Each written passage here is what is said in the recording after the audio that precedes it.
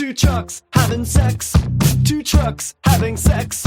My muscles involuntarily flex. Two trucks having sex. Two trucks having sex. My muscles involuntarily flex. Two pickup trucks making love, American made. Listen up, Autothoughts and Decepticlowns. You're listening to Prime Cuts, which is a Transformers television podcast where we're going through the entire history of Transformers television, season by season, but not in chronological order. I am your host, Audrey. I'm the other host, Nero. We're getting into good episodes now. Yeah, we are past the sort of triple part opener of Transformers Armada, and as we mentioned, episode 3 in particular was rough. Everyone looked real ugly, and it seemed like they really had issues filling the time in that episode, because if I remember correctly, there was an entire, flashback to events that had happened, literally last episode or something. There was also flashbacks to events that hadn't happened yet, which was, we didn't even know you could do that, but they did. They did it. They found a way. But now we are in the sort of first stage of the Transformers Armada series, which I like to call Finding Guys. This is the Finding Guys phase. Yeah, so you've heard makeup a guy. That's literally what this is. Every episode they just make up a guy and then they find him. Yeah, they make up a guy and they go to find him, and for some goddamn reason, they're taking these middle school children along with them, which I feel as though is extremely inadvisable. I like to think that none of the Cybertronians actually know what a human adult is. They're like, you live such small, pathetic lives. 12 is an adult, right? We're 4 million years old. Yeah, exactly. How old could how old can an adult be, Job? 13? I'm sure that's fine. Put on this jumpsuit. We're gonna go to the desert. I literally have a note here that's get in, loser, we're going shopping. Yep. These are very fun episodes, and because should we just jump right in here with episode 4, which in the dub is Comrade. In the sub, it's Evolution. It is specifically for any Digimon likers out there, Shinka, which is the word for evolution that is used in Digimon. So we are starting right where we left off in episode 3. The alarms are going off. A minicon has been found. Except not really. Yeah. Ratchet's at, the screen trying to nail it down, and Optimus is like, Ratchet, why can't you figure it out? And Ratchet's like, Optimus, I'm gay and bad at math. I'm sorry. Optimus says, I know this, and I love you. And you're our CMO. I'm sure you did great on your med school exams. You did fine. So, yeah, the minicon signal is, coming in and out. But they're pretty sure they have a general, area on where it is. And in the dub, there was a very odd, I feel like it's a pretty obvious, mistranslation error, because Rad calls it Big Canyon. Oh, no, I'm pretty sure it's just supposed to be the fucking Grand Canyon. It's Big Canyon. Really? It is literally Bigu Canyon. Probably Big because Canyon. They couldn't get away with saying Grand Canyon. Somehow they can get away with saying Lincoln, Nebraska, but can't get away with the Grand Canyon. Much to think about. Nebraska is desperate for any representation in any media at all, so that makes sense. This was actually a Nebraska tourism video. Please set your cool robot show in our shitty little state. We'll do anything.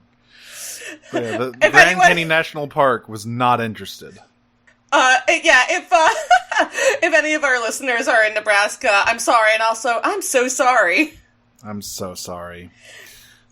But, so, all of this is going on, and everyone is, kind of hustling to get ready, Hotshot's running out, Red Alert's getting all this stuff ready, and Carlos and Alexis are also real hype. Rad is just sort of, getting lost in the shuffle. He's like, guys, wait, Big Canyon's really far away, hang on, do we really want to go out there? Well, first, before that, they are able to sort of narrow down the zone a little bit, because Alexa comes over with her flip phone. This show ages itself every 2 minutes. Right. It is so perfectly dated. And she's like, check this out. I got a flip phone that's hooked up to the internet. Have you heard of the internet? It's this cool thing that kids are using now. And, like, Ratchet's like, whoa, the internet! Do not let Hotshot onto the internet under any circumstances. So that's how they narrow it down. But yeah, they're all gonna go to Big Canyon. Yeah, I forgot that she, like, hacks into the fucking Minicom database. She's in. She's in with her fucking Motorola Razor. Listen, what couldn't those things do? We peaked as a society technologically with the Motorola Razor.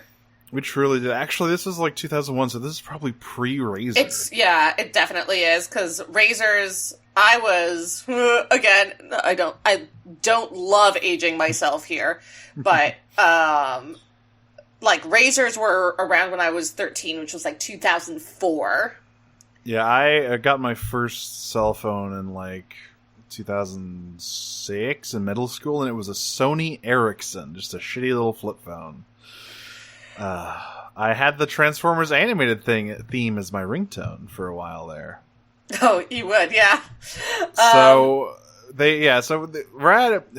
you know, everyone is kind of in a hurry, and Optimus, you know, says, hey, you know, hurry up and tag along, kids. We have custom-made jumpsuits for you. Why? How? Shut up. Yeah.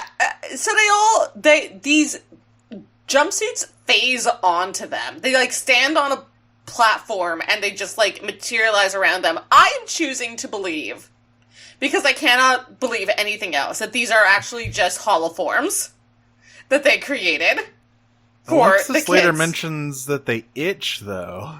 Okay, but, like, the holoforms have the ability to physically interact. Like, we know this. We watch in other media their holoforms, like, drink at bars. That is right. So yeah, that's probably, it's like some hard light stuff. That does make sense, because I don't know why they would have... Why the fuck they would have these, and how they would materialize them out of thin air otherwise. I have to believe they're holoforms.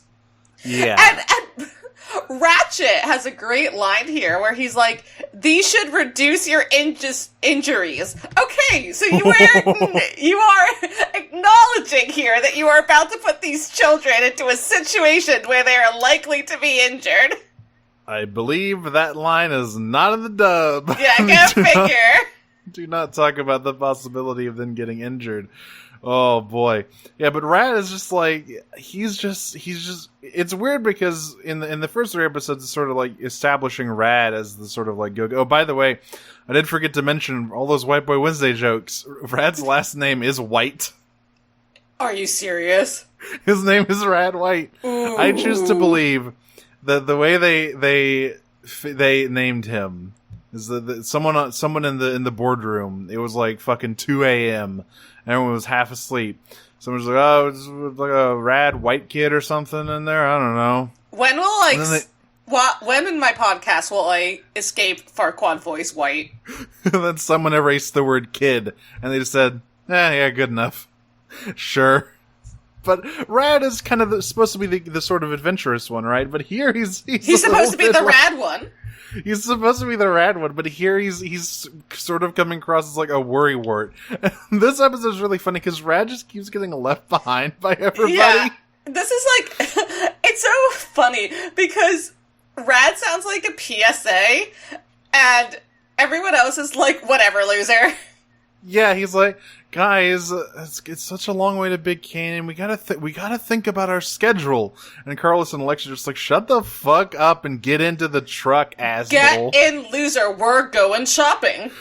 We're gonna go find a guy. And literally, so he gets in. They're all in. The 3 of them all hop into Optimus, and they're all warping out of there. And as they're warping, Rad's like, did you guys think about when we're going to get home? And Carlos and Alexa have like a beat. And then they're like, oh shit, you gotta let us off. And Optimus is like, nope, already warping. Bye.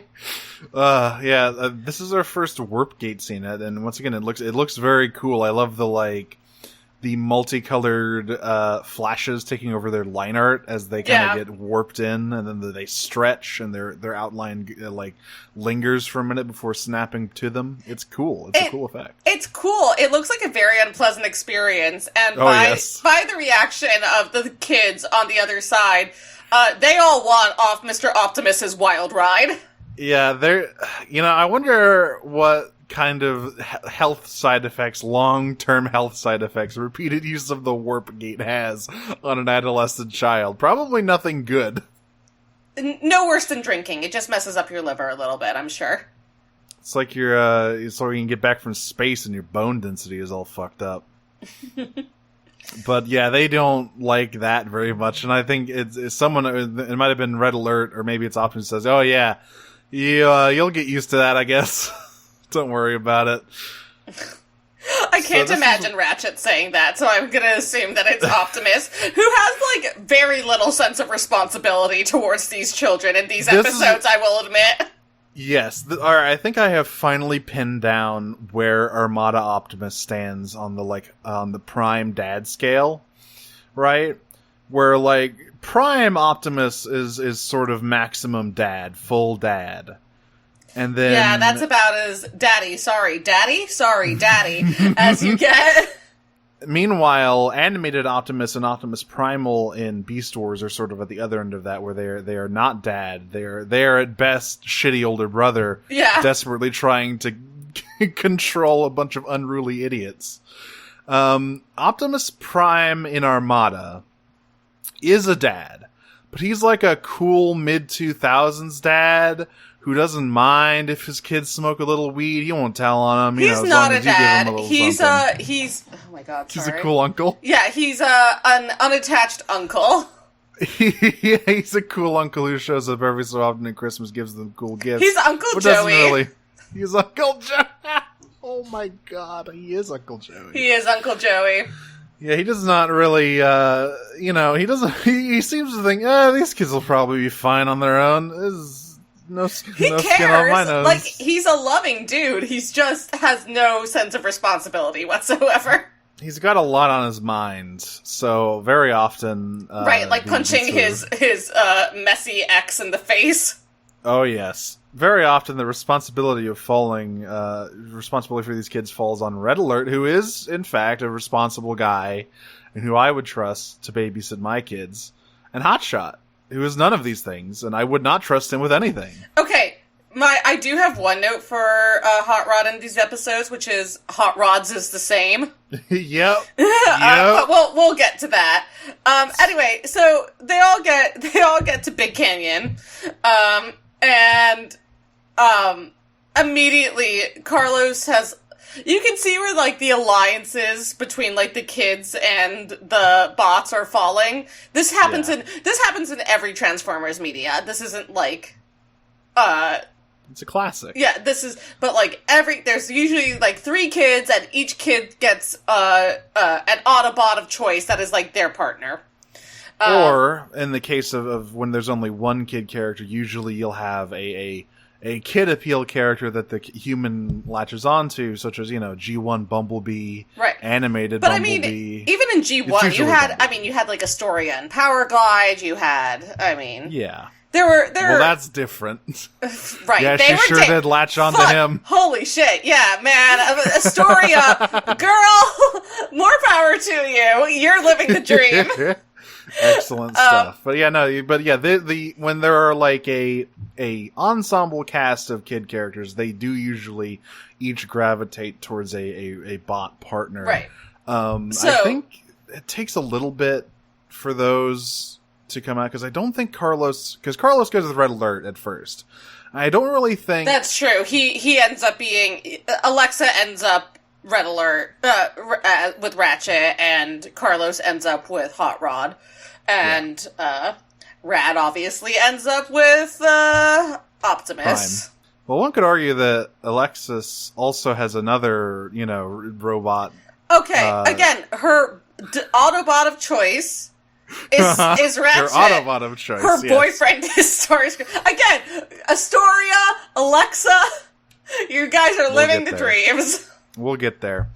So Carlos immediately hops into Red Alert, and they're off. And Rad is like, "Hey, wait a minute." Well, first I think Optimus is like, "All right, everyone, partner up. I'm gonna go stand over here." He's like, "I'm gonna scout ahead. I'm gonna take all of the Microns with me because like, I'm gonna take the boys here with me, the Street Action team. They can understand." And Carlos is like, "All right, I'm hopping in with Ratchet."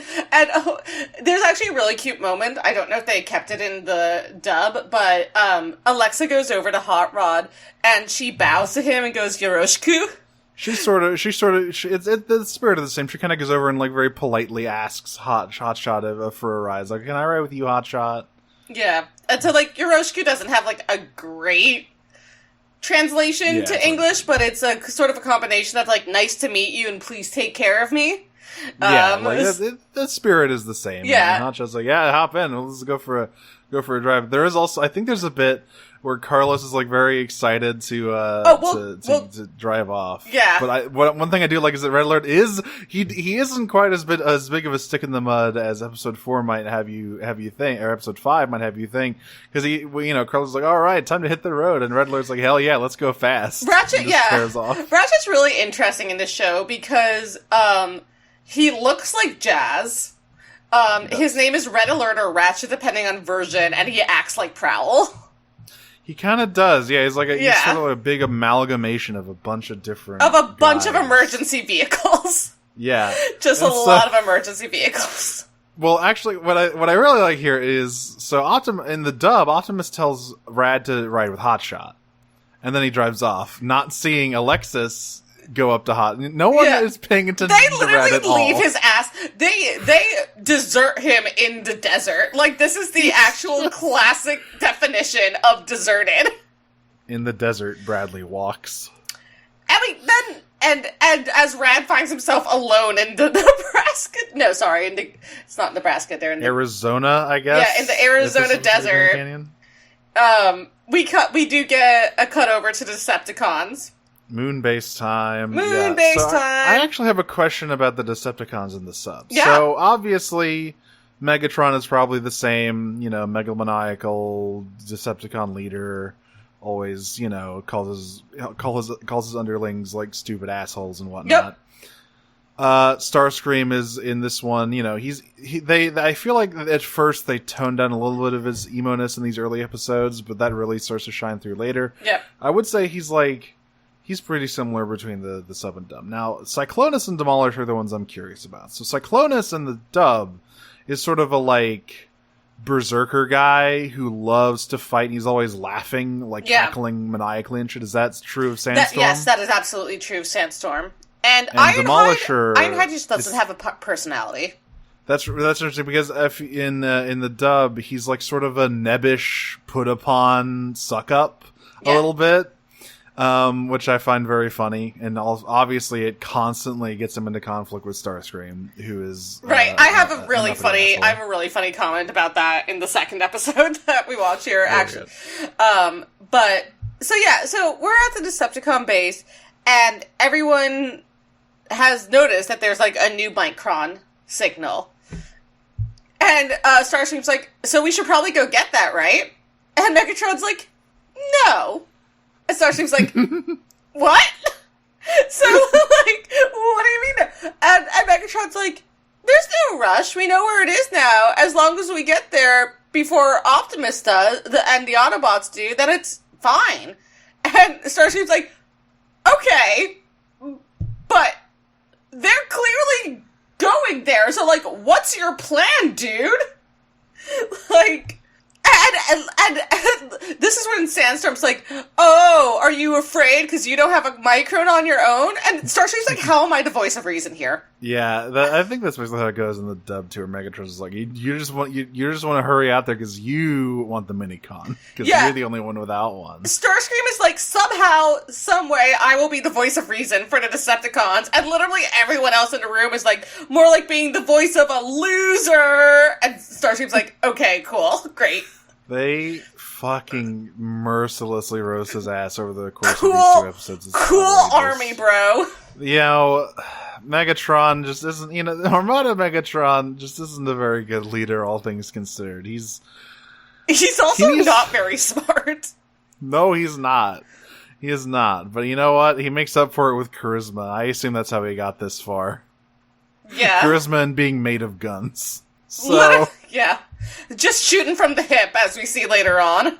Oh, yes. So, we got back to Rad, standing alone in the desert. Just very sadly. And then Hotshot pulls back up. This is, and Alexis pulls out. Because they assumedly halfway down the drive, they remembered, oh, shit.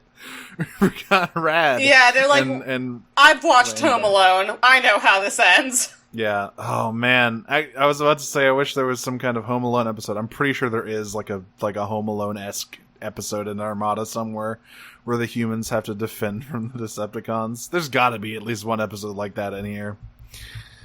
But yeah, so they get back here. This is one of the dub slip-ups because when Alexis gets out and apologizes for getting too caught up in the speeches. Hot Rod is an amazing vehicle. Not his name in the dub. Uh-oh! Uh-oh. Uh-oh, sisters, you don't have that trademark right now. But yeah, so she's like, I just got really caught up in the adrenaline of the thing. It's just great. And Rad's like, okay, cool story. You still love me in the desert. Yeah. Meanwhile, with Ratchet, Carlos is like, don't call me a cowboy until you see me ride. They're Red Alert is an off-road vehicle, which means Carlos is having a pretty good drive. Unfortunately, Hotshot is not an off-road vehicle. I mean, neither is Ratchet, but well, he's like a Hummer. He is a more off-roady vehicle than a sleek sports car, which is what Alexis and Rad are riding in and just having the worst imaginable time. There's a great line in the sub as they are going through, like, they're both having a terrible time, but Rad is definitely having the worst time than Alexa is. Oh, Alexa's like, this sucks, but, like, I'm fine with it.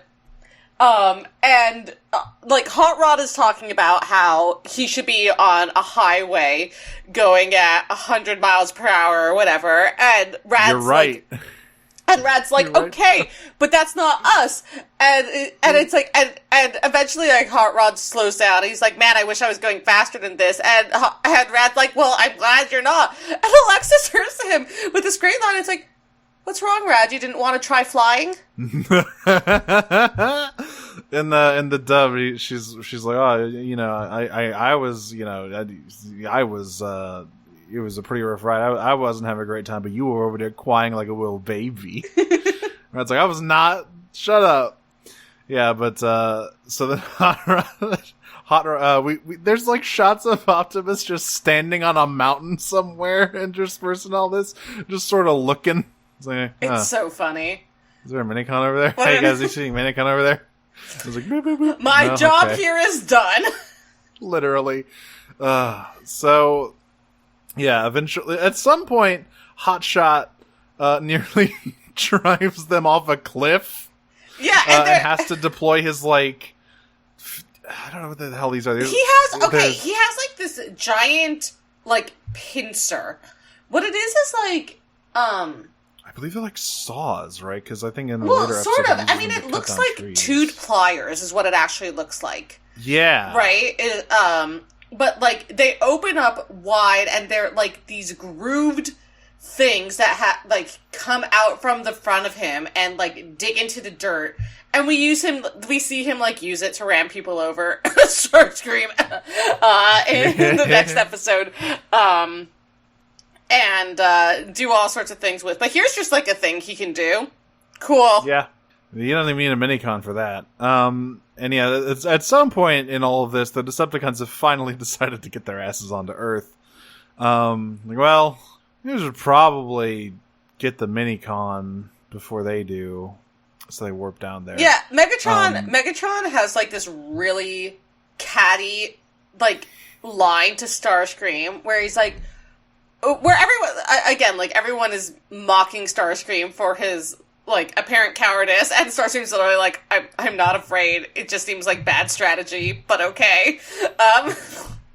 For once, this Starscream is not a coward. Yeah. Categorically not a coward. But he has, like, Megatron has, like, a really catty line to him where it's like, well, you'll just be offering support, Starscream, so don't worry about it. You won't be in any danger. I'll go down and get the Micron myself. What an asshole. It's so shitty. So, like, Megatron shows up with Sandstorm and Ironhide in tow, and he's got a big iron on his hip. Big iron on his hip. So he has figured out, okay, last time I did this, I power links with Leader 1. By the way, in the dub, they still don't use the term power links. They say combine, but they haven't figured out power links yet. But he's like, alright, last time I did this, I, like, fell on my ass because of how strong my fusion cannon was. So I just hold it this time.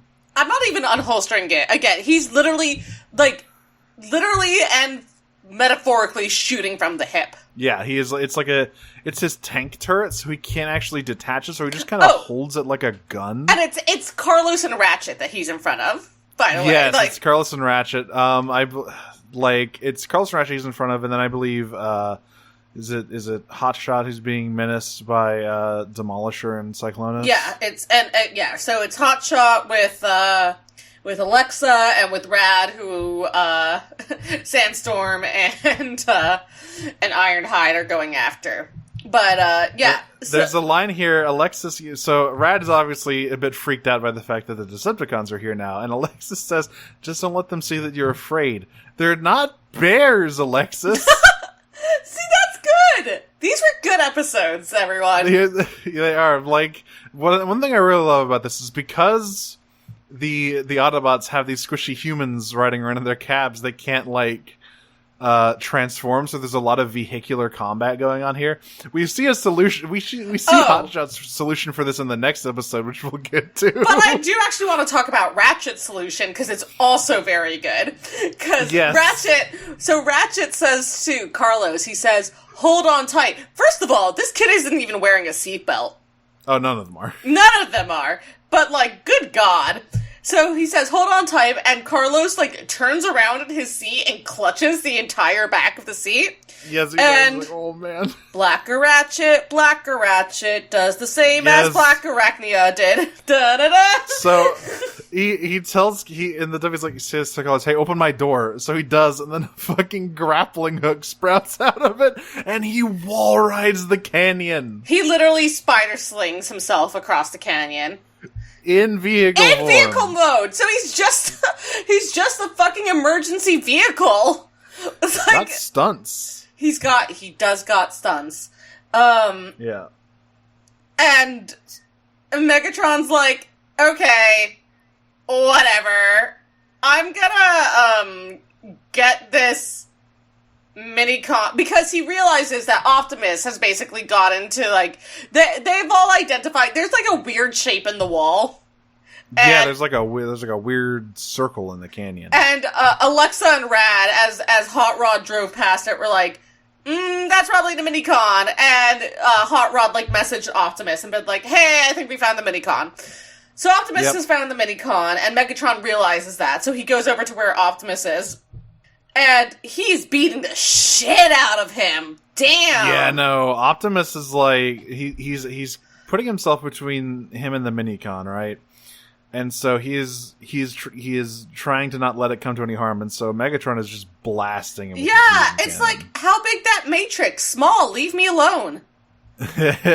Because Optimus does not have a minicon, so he cannot fire back or anything. Yeah. Like, he just has to sit there and take it. At some point during this, I'm doing a shout out that Red Alert drifts on Demolisher at some point. Oh, I didn't even notice that shit. Like, Red Alert is just going all over the place. You think Hotshot is the one who's doing all the acrobatic stunts. No, it's Red Alert. The, like, the equivalent of, like, the 45-year-old, like, med tech is just doing all sorts of stunts. My favorite Ratchet joke from, like, G1 in the comics is him going first do no harm and locking and loading. I'm a healer, but... Yeah, exactly. And, so yeah, like, if someone says the Decepticons are up to their old divide and conquer trick, which I think, that might be a sly little, reference to G1, because there was a G1 episode called Divide and Conquer. That was like a season 1 episode. Sure is. And so, like, because they're trying to split the Autobots up to prevent them from reinforcing Optimus, right? So, like, I think it's Demolisher is fighting. Who is it? Is it? It's Hotshot, right? No, it's Red Alert, because I just mentioned Red Alert, like, drifting on his face. Starscream at some point is fighting Hotshot. Or no, he's not. That's the next one. Starscream is after that minicon. Yeah, no, so in the midst of this, so Megatron is beating Optimus's ass, and he's about to, like, finish Optimus off when someone is like, guess who's here to ruin everything? And it's Starscream. Megatron's just like, God damn it, can you just fucking stay? You are ruining my steez right now. So he shows up and he's like, Megatron, let me finish Optimus off. And Megatron's like, you fucking idiot, I'm going to kill you for real this time. Yeah, it's like, I'm the only one who gets to do that. So Starscream and Megatron are facing out Optimus, it's not 2-on-1, even if they don't, they aren't really attacking him together at this point. I didn't take note of a shot of his fusion cannon. It's like from a side shot when he's talking to Starscream, where it looks, and I had to say that it looked very turgid. It was like drawn very thick, and it was very distracting. I was like, what the fuck is that? Listen, it's a hip level cannon, and he grabs it. I don't know what you want. Listen, folks, I've done an entire PowerPoint about how Transformers have sex, so listen, this is not... Are fusion cannons involved? Okay, well, look, this is an entire conversation we can have otherwise, but needless to say, in G1 at least, Megatron transforms into a Walther 38, and there's a lot of mass displacement that goes into that, and you can sort of take it from there, I guess. Yeah, you sure can. But rather than talk about mass displacement, if you know what I mean, there's other things going on, because Optimus is in a bad way, but, it looks like there's no backup coming. We get something that I'm conceptually in love with, which is Micron combiners. Yes. So the Straight Action team have been watching this whole thing, and they Optimus is trying to protect them bodily by just taking blast after blast from Megatron here. He is in a bad way. And so they combine, the Sure Shock, Highwire, and Grindor all combine into Perceptor, who yet again another G1. Is that the... Yes. Oh, no! Yes, this is Armada Perceptor. The brainy science officer from G1 is now 3 kids in a trench coat. Okay. They were just throwing names at whatever at that point. They just needed to keep the trademark. I do hope that the combiner of Perceptor still transforms into a magnifying glass. Well, we know what he transforms into. That's right. A scooter, a skateboard, and a bike. No, I mean him as a combiner. I don't think he has an alternate mode. Of course not. No combiners do.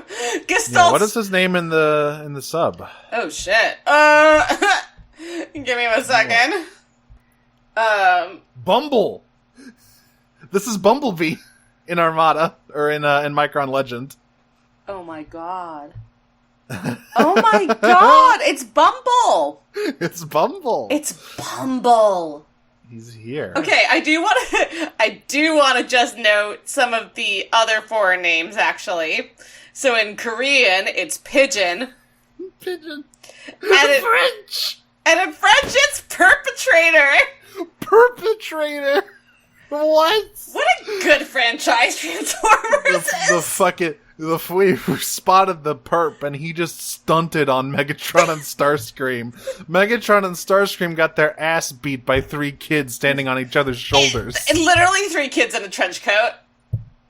Like, Perceptor just teleports around. He, skates around, because Sure Shock has the legs, so he's just skating around on these scooter legs, and just teleporting around and just knocking these full-ass robots around. Yeah. So they get knocked on their ass, and Optimus is like, anyway, I'm gonna go get this Micron! What's yeah, so he's good? like, alright, let me get in there. And it turns out it's his old partner Minicon. We do not get this in the Japanese version. Really? Yeah, so in the dub he says... In the Japanese partner version, it is absolutely new, and he's like, will you lend me your power?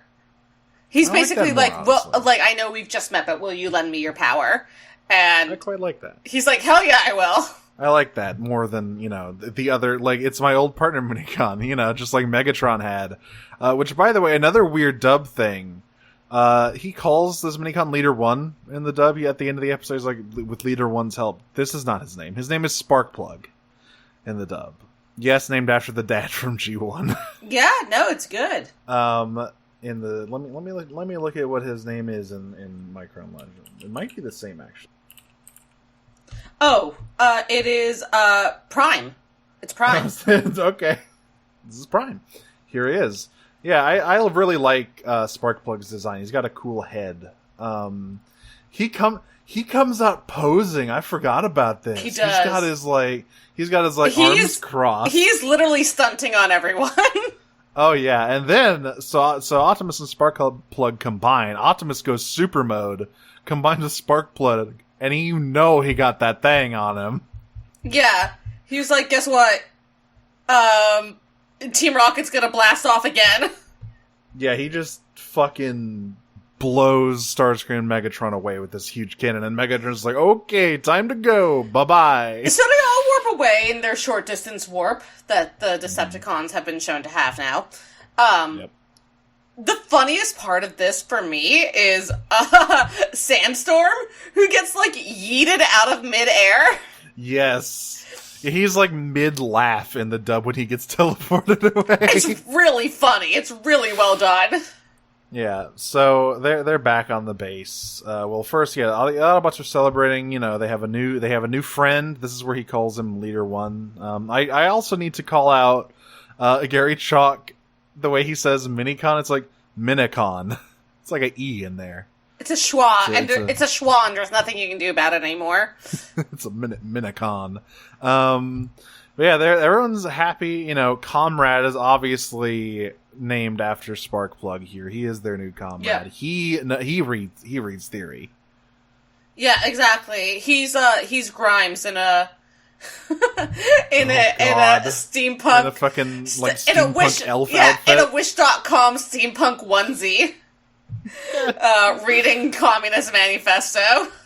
God, yeah. So we cut up to the moon base where Megatron is brooding. The last thing we get in this episode is Megatron talking to Sandstorm, or is it Sandstorm or is it Ironhide? I'm pretty sure it's Cyclonus. Okay, I thought it was Sandstorm. Yeah. So he's talking to Sandstorm, and Sandstorm's like, "Why do you even pay attention to that guy?" And so Megatron's like, "Starscream is the guy who sucks. And that makes him dangerous." we don't really get that a bit. But Cyclone's just like, "Hey, why did you throw Starscream in the detention block for what he did today?" And Megatron's like, "I need to make sure to keep all you fuckers in line that if you disobey me, you will be punished. It does not matter who you are." Yeah. So his actual line to Sandstorm, I shouldn't joke, is actually really good, which is, Starscream is pathetic, but he is also desperate, and that level of desperation should not be underestimated. Yep, which we will see how I'm sure it's nothing. Episode. I'm sure it's nothing. Don't worry about it. I will say that after, right before they warp away, and after they get blasted on their ass, there is a nice classic line of Megatron just saying, "This is your fault, Starscream," before warping away. It's like, the good old days. Remember when? It had only been 15 years. Yeah. Isn't that weird? Isn't it weird that it's been longer from the original G1 cartoon? But it's been longer from Armada to now than the original G1 cartoon to Armada. That's so fucking weird. I always hate it when that happens. I hate the passage of time, personally. Yeah.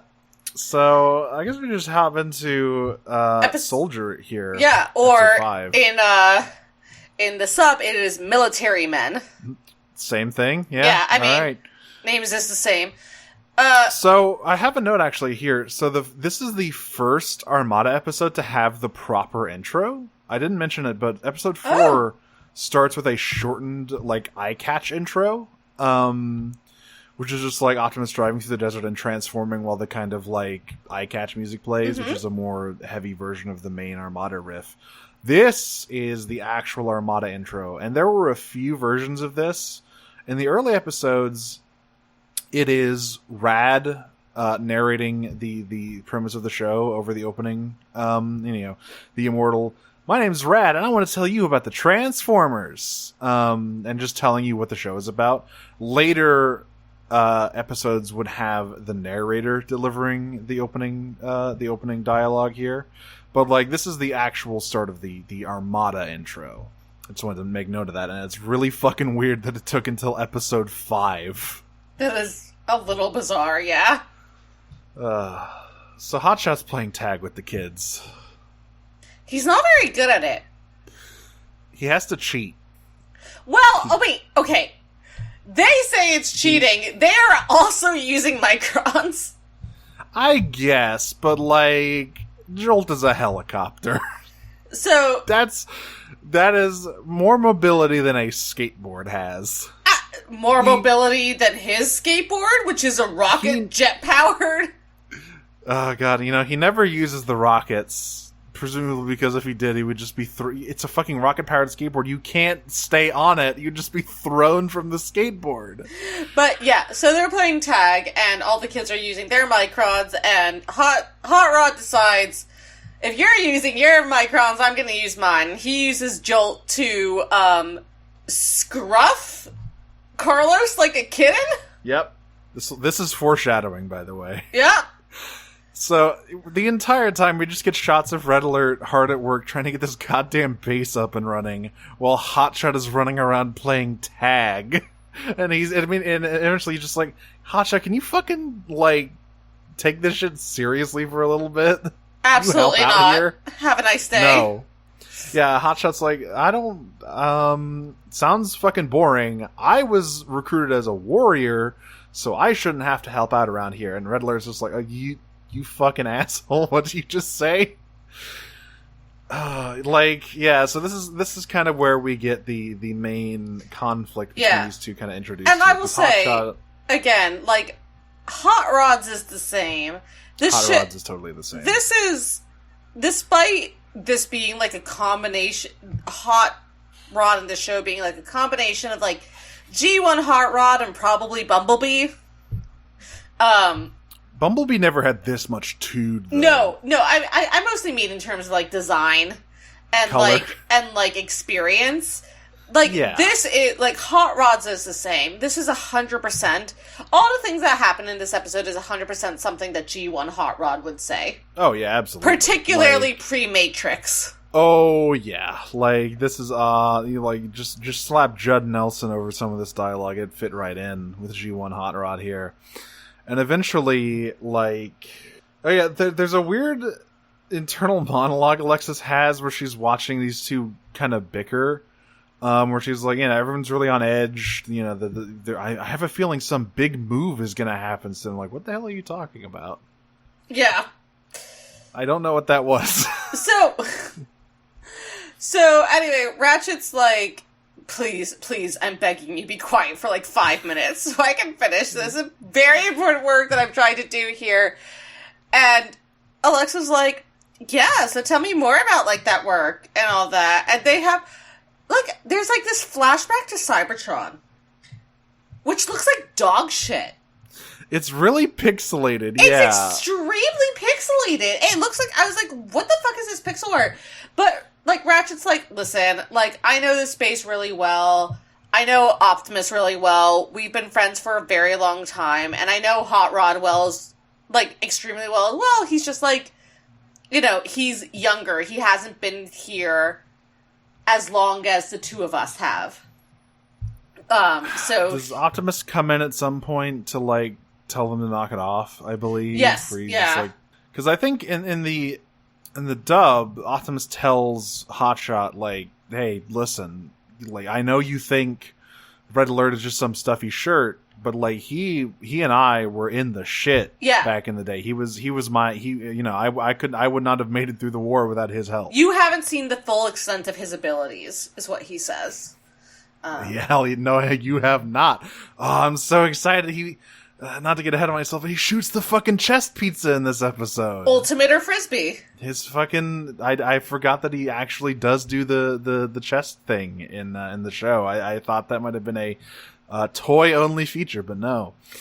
But yeah, like he's kind of like, listen, it's not all like combat experience and war hero stuff that's important. Like Red Alert was always like very careful and cautious and always like kept up his duties, and that's why he's here with us now, because he's very reliable. Anyway, Hotshot is still unconvinced. Yeah, and anyway, in the middle of all of this, new Micron just dropped. Yeah, and Optimus says, "That's the Minicon signal. It looks like we're about to get busy." Get busy living or get busy dying, am I right, Optimus? So this one is out in the fucking Arctic. Which, I really hope those jumpsuits have, like, or have some good thermal padding. Cause they don't. They're holoforms. Well, I hope they don't get frostbite. Yeah, literally, the gang gets hypothermia. Before we see them head to the Arctic, though, we get up to the moon base here, where, so, they have also detected the new Minicon, and I believe Cyclonus and Demolisher are wondering where Starscream is. Yeah, well, Megatron's like, where's Starscream? I usually hear us whining by now. Yeah, it's a change because I think they're like, are you going to let Starscream come with us on this mission? And then Starscream holds his sword to Demolisher's neck. Starscream literally is like, what the fuck did you... Well, yes, so, like, Sandstorm's like, he probably went on ahead. He's probably trying to get glory by himself, and then he finds himself on the wrong end of a wing saber, and Storm's just like, what the fuck did you just fucking say about me, you little bitch? I'll have you know I graduated top of my class in the Military Academy of Bose, and I've been involved in numerous secret raids on the Senate, and I have over 300 confirmed kills. See, in the dub, he just has like a weird, creepy laugh. It's really weird. He holds his sword up to Demolisher's neck and just goes, That sucks. That's not great. Me? That's not great. I prefer him in the sub here, where he literally is just like, try saying that to my face again, you shitty bitch, and Sandstorm's like, yeah, that's way better. I will not, actually. And then Megatron's like, cut it the fuck out, we're leaving. We're going. Yeah, I learned last time, we're not gonna wait around this time. We should get down there. Okay, so it's time to talk about the many different modes of Optimus Prime. Yeah, so they arrive in the Arctic, and I mean, so Optimus Prime is like, he stops, and everyone's like, "Hey, you good?" And he's like, "It's fine. I think the cold just might have check this shit out." Yeah, so he says, "All right, hang on. I need to. I gotta, have Red Alert check me out. I think the cold has like caused a little glitch in my drive system." So he deploys his fucking base mode. He just turns into an aircraft carrier. Yeah, his trailer turns into a base, and this is another hardcore buy this toy moment, because you got all the kids going, "Wow, it's so useful and cool," and all the mini-cons go to man it, and like, "Wow, look at all of this space you have for your mini-con figures." That's the worst part of it, is all the Microns going to be like, he turns into a landing pad, and like Jolt specifically is like, "I am landing here because I'm a helicopter," and it's like, it's just so bad. Yeah, so when they warp into the Arctic, they pass by some penguins, and Carl sees them and says, "Wow, it's a regular zoo in a freezer." What? What? That's not a thing. Carlos always has the weirdest lines. It's like, what are you talking about? But they're delivered with such a respectful accent. How can you... Thank you so much, Matt Hill. Once again, I must remind you the voice of Ed from Ed, Edd n Eddy. So they're setting up, and Ratchet is like, "All right, I'm gonna take care of this." And meanwhile, Starscream is like, "I'm here on Earth now, and I'm gonna get a fucking Micron." And he is... I do want to mention there's an extremely good visual joke. All of the Decepticons warp onto this iceberg, right? Well, first of all, Starscream is like, I'm going to be the #1 contributor to global warming if it kills me. Fuck you, iceberg! Fuck you, iceberg! Slicing icebergs up. But when they're warping in, Megatron warps in last, and when he does, the iceberg they're on tilts downward because he's so fucking heavy. It's pretty good. These were good episodes. I was, like, really surprisingly pleased with these episodes. I'm too goddamn thick, Demolisher. I'm trying to sneak around, but on with the clap of my servers keeps alerting. The clap of my aft cheeks.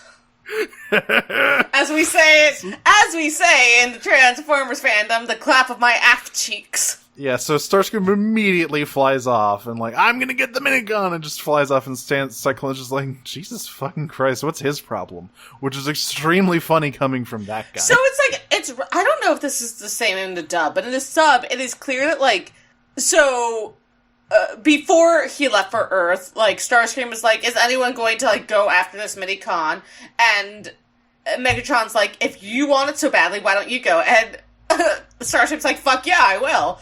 And then leaves. And it is clear. Yeah, it's basically like, Megatron's like, listen, if you want to get your mini-con, I'm not gonna help you. Like, go get it then. But in the sub, at least, it's very clear that Starscream is there on his own, and he doesn't know the other three are there. And that they are trailing him. I think you're right. I think he warped in for, like, it was kind of clear. I thought they all warped in onto the iceberg. Maybe it was just the other three. Because, yeah, it's like Starscream's flying around, chopping icebergs in half. Jesus Christ, dude. Yeah. And so, Red Alert is, he's like, all right, I got this all fixed. It was just a minor, cold-induced, thing. You should be all good to go. And Hotshot is fucking impatient. So, like, he and Carla, he's like, hey, Carlos, you want to fucking leave these nerds behind? So that's interesting, because in the sub, what it is, hey, so I'm gonna just, while you're fixing Optimus, I'm gonna, like, check my systems and see how well I can maneuver on the ice right now, because if I do have an issue on the ice, it's going to be really bad if we run into the enemy and we don't know it and can't account for it. So I'm just gonna do, like, a test drive right now. There's a little bit of that, but it's almost framed in a more passive-aggressive way, where he revs his engine really loudly in front of Red Alert's face. And we're also like, Jesus, Hotshot, what's your problem? He's like, hey, I'm just doing a little test drive. Like he said, I'm just making sure my systems work okay. And Red Alert's just like, yeah, whatever, fine. Yeah, you're good to go. Yeah, it feels a little more genuine in this sub, where he looks at Ratchet, he's like, listen, I feel like I'm in good condition, but let me do a quick little test drive to see and make sure that I can handle the terrain. And that I'm not having any problems while you're fixing Optimus. And Ratchet's like, yeah, sure, whatever. And it's a bit more, like, bitchy in the sub, or in the dub, rather. Yeah. So he and Carlos drive off, leaving Rad and Alexis with Red Alert and Optimus. And Carlos is like, okay, they, like, get, like, I don't know, 500 meters down or whatever, and Carlos is like, okay, so you think we should head back? And Hot Rod's like, no, we're not going back. That was just an excuse. But Starscream finds a minicon first. He, it's lodged in the wall of an ice canyon. And he's like, fuck, yes, sweet, I found my minicon. He's kind of going down to try and break it out of the ice. He's doing like a little victory dance around it as well. Yeah, Starscream is quite desperate for this minicon in this episode. Poor Starscream. I love him so. Listen, I'm Starscream stan 1991, but Jesus, dude, like, woof. So, actually, we should say that to assist him driving on the ice, he does get Jolt to, like, attach to the back of him. Hotshot does. Yes, this is important because he would be dead. Yeah. So okay. So he also locates the minicon and Starscream, who is headbutting an ice wall. Well, 1 second. Just But Jolt, you may ask yourself, what does it look like to put a helicopter on the back of a sports car? And the answer may not be what you suspect, but the answer is basically like, hey, you know those, like, bayou boats with the large fans on the back of them? It's that! Yeah, Hotshot turns into a fan boat. Like, Jolt's propeller kind of goes down the back and allows Hotshot to go faster, I guess. Even though the propellers aren't spinning. But yeah, so they find the minicon and also the idiot smashing the wall to get at it.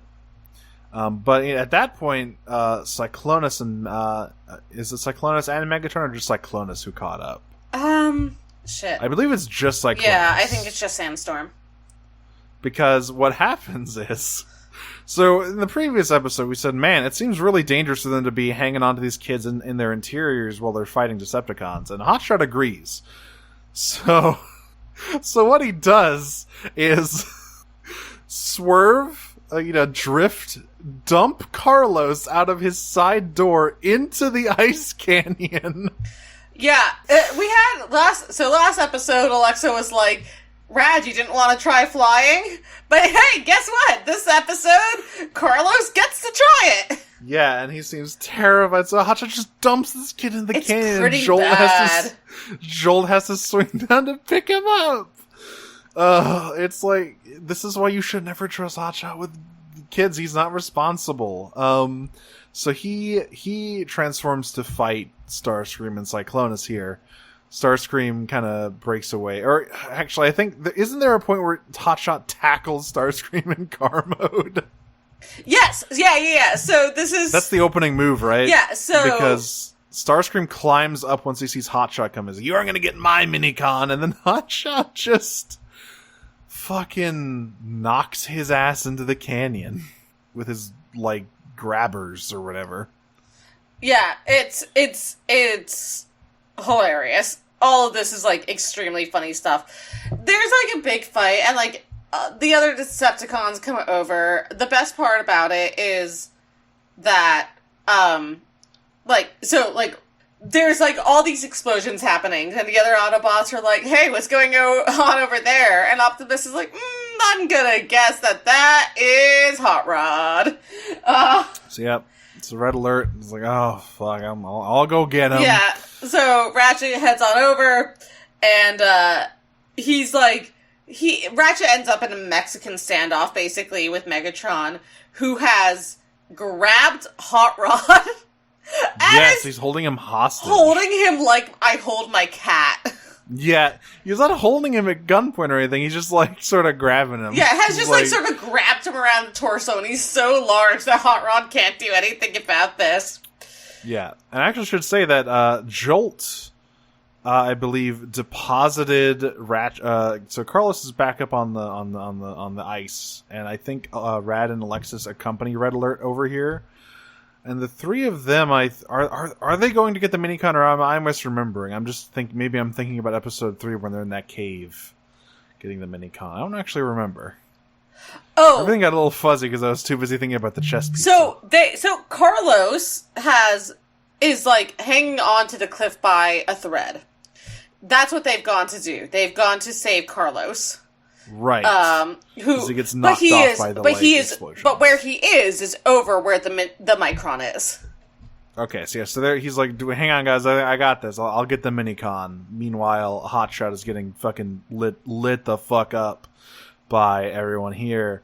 Eventually, he's taken hostage, and Megatron's just like, yeah, you just don't move, or the annoying little yellow one gets it. But Red Alert is a tricky motherfucker. Yeah, and he's like, you're about to find out why I'm the ultimate Frisbee champion for 1 million years in a row. He launches as I said, the fucking chest pizza out of his like chest compartment. It just fucking buzzes Megatron, forcing him to let Hotshot go. And, like, at some point before this, it's like, Megatron, like, berates Starscream. He's like, oh, what a disappointment. And Cyclonus calls him a piece of trash. Yeah. Bro, if Cyclonus is roasting you, you done fucked up. Yeah, I mean, Sandstorm has, like, maybe 2 neurons to rub together, so... And both of them have guns drawn on them. He is not a smart man. Yeah, so, meanwhile, all this is going on, and Optimus is like, hey, have you seen Sonic and Mario at the Winter Games?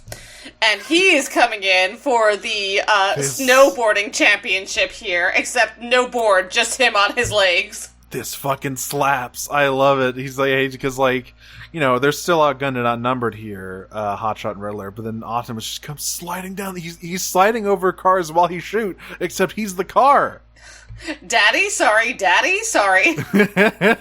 He's so cool. He's just sliding down the mountain, blasting away with his fucking wrist blasters. It's fucking cool. It rolls. Meanwhile, Starscream is ignoring all of this. Yeah. Because, like, everyone else is in, alright, Optimus is here, fun's over, time to retreat. This is not Starscream's shining moment of competency. No. Because, so Megatron and everyone else, warps away. Alright, full retreat. Starscream does not warp away, because he is still climbing that fucking canyon, is like, finally. He's running up that hill to make that deal with God, baby. I'm gonna get the minicon, and he goes like, I got the minicon. And then Jolt just swoops down and grabs it. Just, like, grabs it. He must have been holding it, like, is he, like, limp wrist emoji? Is he, like... Yes. Yeah, but he just... I love the fucking delivery on Starscream with the W is great, because he's like, yes, finally my very own minicon! And then Jolt swoops down and just, joink! And then there's a pause, and he goes, what? No! I don't think he says anything here in the sub. He's just like... It's even funnier. Yep. And, yeah, so they have the minicon now, and Starscream just has to run away in disgrace. Yet again, miniconless. He just wants a little buddy. He just wants a little guy.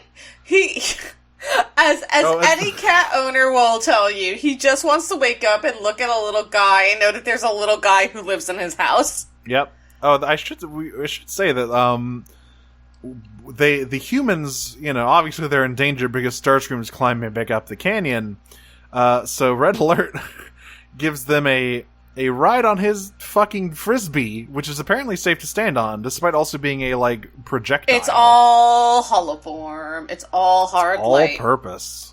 So they have this minicon, and they go back to base, where they go to try and awaken it. And it starts to awaken, but the minicon doesn't come out. It just shows them, like, a fucking JPEG of the guy, and then goes back dormant again. And then we're just kind of like, that's weird. Yeah. What does that mean? We'll figure it out next time. We'll learn what that means. I can tell you that little guy's name is Runway. And he is a fairly significant minicon, not necessarily because of his character, because he doesn't have one, he's a little guy. But he's significant in another way. Listen, his name is Runway. Take a fucking guess who his partner is after this episode. As well. Oh, man. Like, you get 3 guesses and the first 2 don't count. So, that's it for Soldier. Yeah, these are 2 very fun episodes. This is like minicon of the week shit that I remember loving. Yeah. It's like, the animation was solid. Everyone looked quite good, I thought. And I also, before we move on, I forgot. I wanted to talk about when they get back to base, Hotshot and Red Alert have a sort of, they sort of make up where Hotshot's like, hey man, I just wanted to apologize. I've been acting real shitty to you, and Optimus told me how you were like a cool guy, and I'm sorry. And I Red Alert's respect just like, you now. Yeah, Red Alert's just like, Hotshot, you don't have to do this. I know, like we're partners. It's fine. Hot Rod's like, no. Hot Rod's like, I didn't know you had an established kill count. And then like, Ratchet's like, yeah, okay. Ratchet's like Cup here. He is. It is extremely the Cup Hot Rod relationship here. But and this is where Optimus walks in and sees them talking and just makes a big goofy thumbs up. God, at least it's not Springer and his 4 increasingly shitty dads. Yep. Like, Optimus just walks in, sees them getting along, is like, yeah! Yeah, that's when they awaken the Minicon and like it just shows them a JPEG and then goes back to sleep and everyone's like, well, fuck. Yeah. Let's see. We actually have some questions this We time. have a few. So before we go into questions, just a plug as well. Please join our Discord. We'd love to have you. Everyone's free to join our Discord. You can look at the fucking picture of Optimus giving the thumbs up, which I love to look at. You can find a link to that Discord, a permanent link in the description of this episode. You can also find it on our Twitter at PrimeCutsPod, what we will get to later. And of course, you can also find the dub of Transformers Armada for free on Tubi in its entirety, along with like a lot of other Transformers shows. Basically the entire Transformers franchise in English. And you can find Micron Legend. You know where to find Micron Legend. I'm winking at you very hard right now. So let's get into these questions. Let's see here. Our first one is from Steven Carshmallow, which is, what sport would be the best if you replaced the humans with big robots? Well, 500-foot robot golf made a pretty strong statement for that. That's a pretty good one. I'm going to say synchronized swimming. Oh, fuck. How big of a pool would you need for that? There ocean? There are lakes. Listen, there are Great Lakes. Oh, man, I wanted to go boating with my family. Some of them... But it's the goddamn Cybertronian synchronized swimming competition up in Lake Erie. Listen, some of them even border Detroit. So, like, what more could you ask for? There we go. I would like to see the graceful movements of these big My fuckers. first reaction was actually to say polo, but that would just break horses a lot. And I'm not a horse hater. Well, just get the fucking horse Gundam from G Gundam. Funsaiki. Piloted by a horse. Christ. Everything I do is robots. Well, you could find like a guy who transforms into a horse. How much would that suck to be like the guy that the other guy rides? The Beast Wars character who transforms into a horse. Oh, this reminds me Derby. of like all the times. I'm naming him Trap. Derby. Rat Trap. Yeah, Derby is extremely going. Rat Trap rode Rhinox around all the time in Beast Wars. He just like clung to his back. Listen, Rat Trap and Rhinox were fucking dating in Beast Wars. That's all I'm gonna say on that subject until we start watching it. Oh yes, and then there was that time Dinobot rode Rat Trap. What an incredible franchise this is. Do you have any other sports, Nero, that you think would be better? I mean, boxing, like just Rock'em Sock'em Robots. Yeah, Rock'em Sock'em Robots, but at scale. Yeah, exactly. Basketball. That we have seen Transformers playing basketball in the past, and I can confirm it is pretty ballin'. Yeah. Dunkamus Prime. Okay, next question is from Hornmeister, which is, what are your favorite penguins? I'm so excited that I actually have an answer for this, because when I was in middle school, we had to do a project about penguins, and we were all assigned a specific species of penguin, and I got the rockhopper penguins, and rockhoppers are those the ones with the, like, the little things on the head? The, like, eyebrows they have little yellow tufts. Yes, I love those guys. So I got rockhopper penguins, and I've been obsessed with rockhopper penguins ever since then. They're so cool. Yeah, I remember I saw Happy Feet way back in the day. I always liked the rockhopper penguin character in that. They just have a cool look. I mean, obviously the classic Emperor Penguin, can't go wrong. Units. Absolute fucking units. Great at tap dancing. What else, What else could you need? Good at marching. I actually never saw that movie. I don't know if they're good at marching or not. And then our last question, which has become multi-parter, from Caster Agnia. If you had to ship 2 trucks, parentheses, having sex, which ones would they be? And as a follow-up to that, Steven put, wait, literal trucks or Transformers, because I can probably think of an answer for both. And the answer is apparently both. So, for the two trucks having sex who are Transformers. I mean, I have plenty of ships I can turn to from IDW because they have fed me plenty. But are they trucks? Here's the thing. I have a lot of ships as well, but they're mostly planes. That's true. Roller and Optimus from IDW, that's a good one. That's pretty good. Here's my answer for Transformers is Impactor Megatron. Ooh, that's good. They aren't trucks though. I mean, they're closer though. They're like construction vehicles. Yeah, I guess that counts. That's like, I mean, that is close enough to me than like being like a land or sea vehicle. Ultra Magnus and Megatron. That's another good idea. Oh, is Magnus a truck? I guess he is. Yeah. Okay. So I'll he is a truck. I'll do Ambus Megatron. I'll do his real form. I'm a real fan. Did he turn into a car? I forget what Ambus even actually turns into. Ambus turns into a mustache. He does. He's so small. He's so small. And his mustache is the literally only defining part of him. And then in terms of two trucks... Getaway and a trash compactor. Please! Fuck that guy so hard! Jesus Christ! It sucks so bad. He's literally probably my least favorite character in the entire franchise of Transformers. To be fair, he was made to be pretty fucking I know, repugnant. but he is like remarkably good at being the guy who sucks. He sucks so I hate him more than Tarn. That's like a lot. Because Tarn is cool, at least. Like, he's got a fucking cool thing Tarn, where if he sings at you, we're you gonna die. have to disagree on Tarn. I think Tarn is like one of the nerdiest, stupidest characters ever created. I love him for it, but...